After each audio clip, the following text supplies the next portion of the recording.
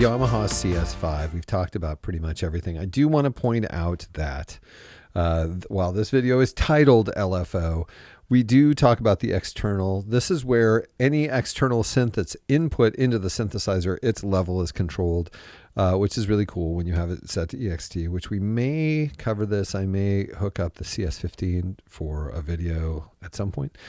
But it's also the noise generator. So when you're not dealing with an external source, this is where your noise is coming from, and you can control that noise using the mixer.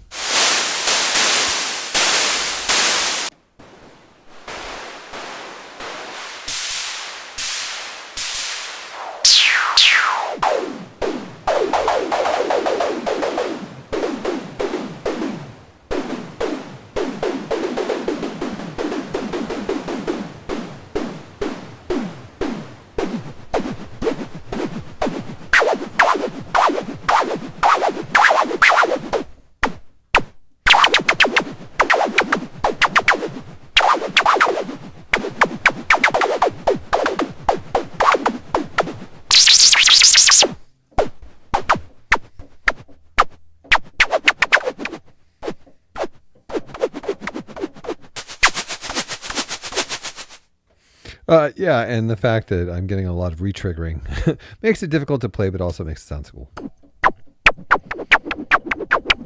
Anyway, that is your noise source found on the CS-5. But now let's talk about LFO. We've been using it in the VCO, the VCF, and the VCA, but I haven't really talked about it in itself. So I just wanted to give you a little bit of experience of it with the various functions. We'll start with VCO.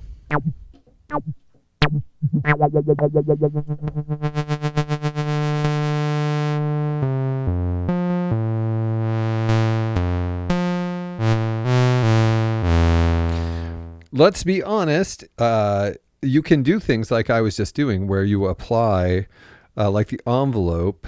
Applying the envelope to the filter allows you to pitch sounding things, so you can do sort of drum sounding things. So anyway, the LFO as applied to our VCO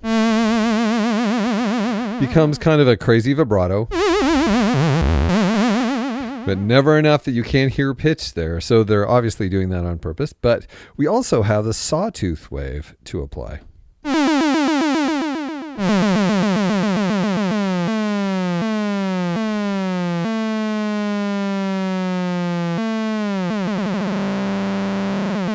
The LFO does go pretty fast. It does get up into the bottom of the audio range. It doesn't go crazy in the audio range, which is sad because you could get some really cool effects. But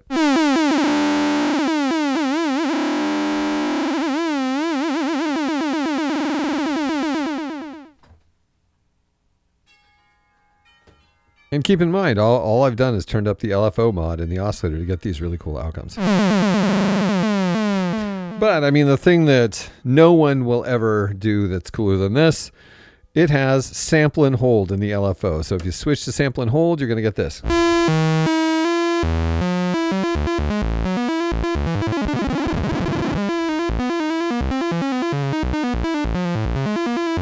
So it is sampling a varying voltage, probably coming from the noise, and spitting out those voltages, sending them at the rate of the LFO to the VCO, meaning the VCO is getting a bunch of pitches, and that's the pitches it's getting. They're random selections from the voltages coming from noise.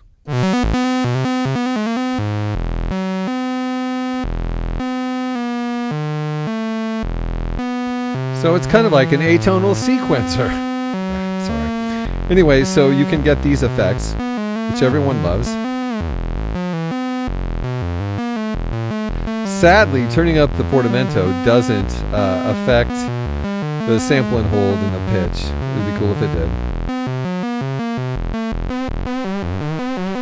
But turning up the pulse width modulation means that pulse width modulation is being drawn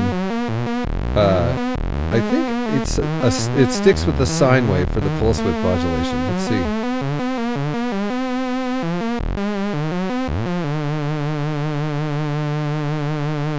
Yeah, it's the sine wave from the LFO is still sent to the pulse width modulation, which is sad because it'd be cool if the pulse width modulation was sample and holded. I invented that. I coined it.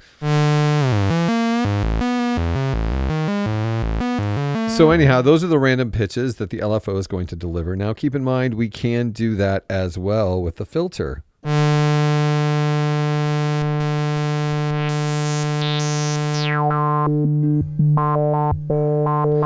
So we can get this traditional sound, which who doesn't love this?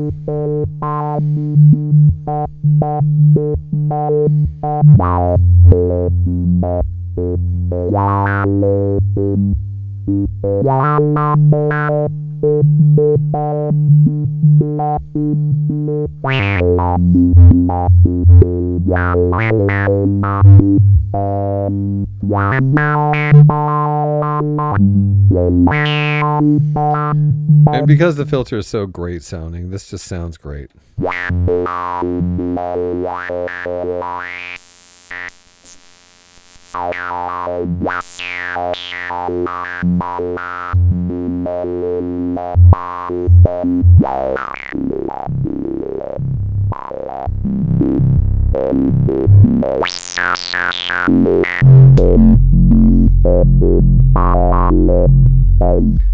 There you go. That is certainly a desirable thing. And lastly, we can direct this LFO to well, I mean, we should probably listen to the saw too. We haven't heard. Because the LFO is sending that constant sawtooth wave to the filter, that's super cool. But we also are applying the envelope to the filter so we can get kind of a variance in how the LFO interacts with the filter. Which is pretty cool. Okay, but that's not what we're doing right now. What we're doing is sending it to the VCA.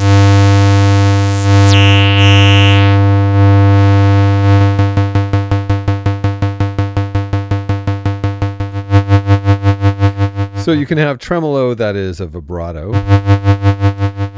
or you can have tremolo that is the sawtooth wave.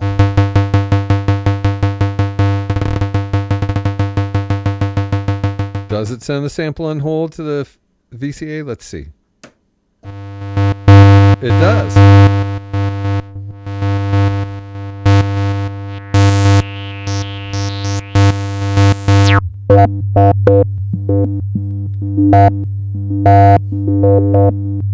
So in this case right now, the sample and hold, the low voltages are quiet, the high voltages are loud.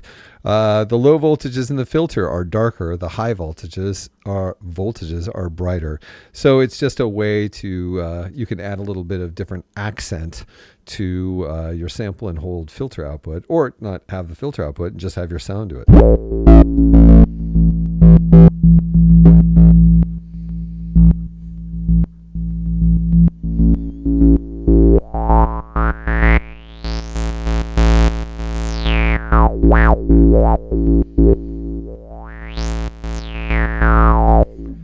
And you can have fun with that like crazy. Anyway, one last thing before we go. I don't know where else to put it, so I'll put it here. We also have a pitch bend. Now, this is a pitch bend slider, so it's not spring loaded. It goes up an octave.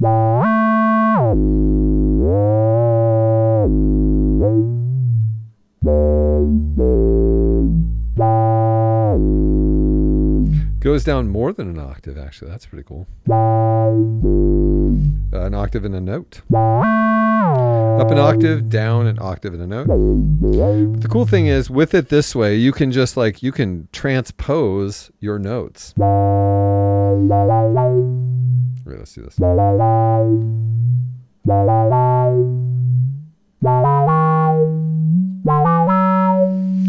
Can't do that with a spring-loaded one. And the other cool thing about it is that it does have a detente or detent.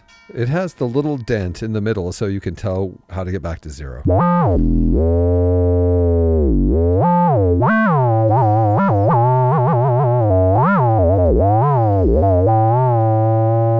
So that is our pitch bend. There's also on the back, you do have voltage control inputs and outputs. You can have, it sends out, does it? Yeah, on the back, you have voltage input, so you can control both the frequencies that are being played and the gate of the envelope. Or you can output and use this to control another synth voltage controlled. Keep in mind, this is hertz per volt and not volt per octave. There's also an external input, and there is the audio output. Unfortunately, there's no headphone output, which sucks. Other than that, here is the amazing CS-5. It is a great sounding synth, certainly an analog monosynth that is, for its price, a fantastic thing to have.